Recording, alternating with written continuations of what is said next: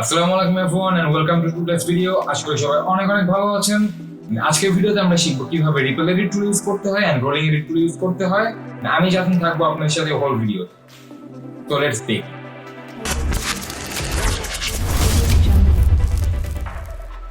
So right now we're in Premiere Pro and আমার একটা project already open করা আছে and আমি আমার মিডিয়া হিসেবে দুইটা ভিডিও ফুটেজ আমি এখানে নিয়ে নিয়েছি and these are some of my promos. So ফার্স্টে আমি যদি একটা ভিডিওর উপর ডাবল ক্লিক করি and then আমি একটা পার্ট থেকে এটা সিলেক্ট করে নিতে চাই।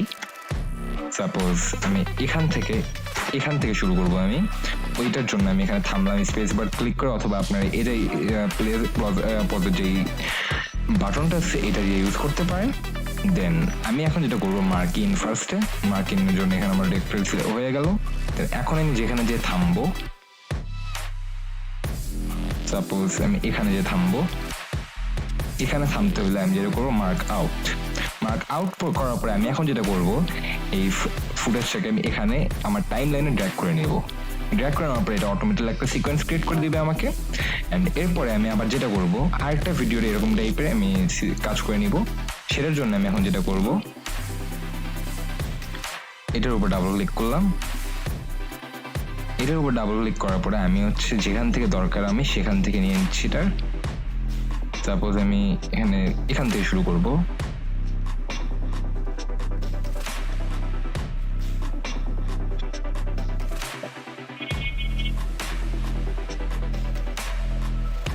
এখান থেকে মার্কিংয়ে ক্লিক করলাম এন্ড যেখানে আমি শেষ করবো এটা সেখান পর্যন্ত নিয়ে যাব।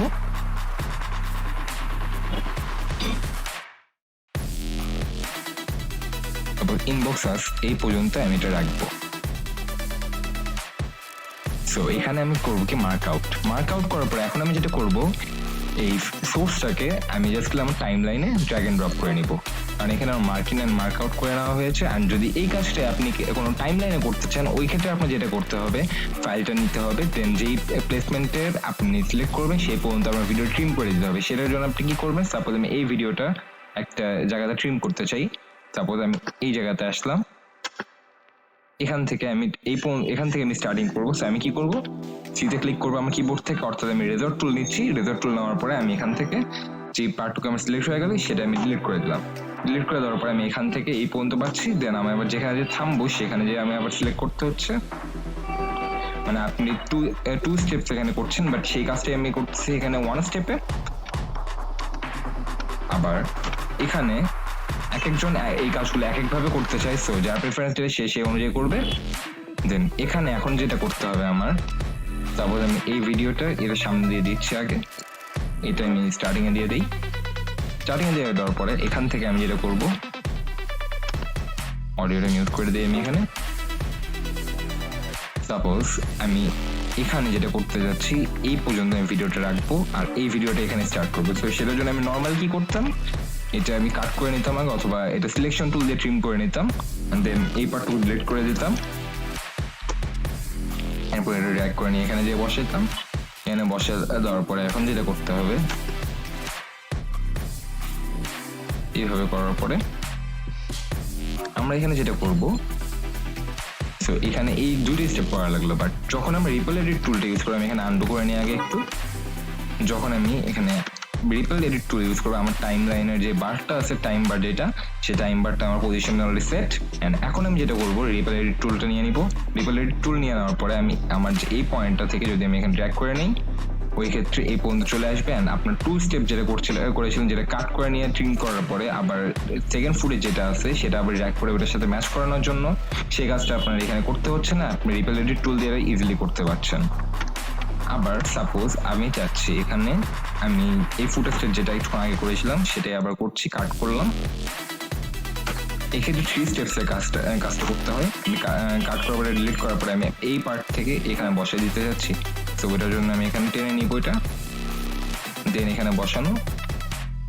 সো ওই ক্ষেত্রে আমার যেটা করতে হবে এখানে যেখানে পর্যন্ত আমি কাট করবো সেটা আমি এখানে বসায় নিব। এই পার্টটুকু আরেকটু কাট করে নিই এখানে। এই পার্টটুকু এটার সাথে লাগানো অবস্থায় আছে। সো এখন আমি যেটা যাচ্ছি এই পর্যন্ত, বা আমি একটু জুম ইন করে নিই এখানে। এই পর্যন্ত এই ভিডিও রাখবো, দেন এখানে এটা স্টার্ট হবে। তো সেটার জন্য আমি কি করব, রিপল এডিট টুল এর নিচে রোলিং এডিট টুল আছে, সো রোলিং এডিট টুলটা আমি সিলেক্ট করলাম। রোলিং এডিট টুল সিলেক্ট করার পরে আমি এখন এইটা জাস্ট এইভাবে টেনে নিয়ে এখানে যে বসাবো, টেনে নিয়ে যাওয়া বসানোর পরে আমি দেখতে পাচ্ছি যে এইখানে এরপরে এই ভিডিওটার একটা পার্ট শুরু হয়ে যাচ্ছে। So this is how it works, and ripple edit tool আর রোলিং এডিট টুল এই দুইটার এক্সাম্পল হলো এটা, and এইভাবে এটা ইউজ করতে হয়। And I hope you guys like it, and make sure to subscribe my channel Jasin's World, as well as thanks for watching this video.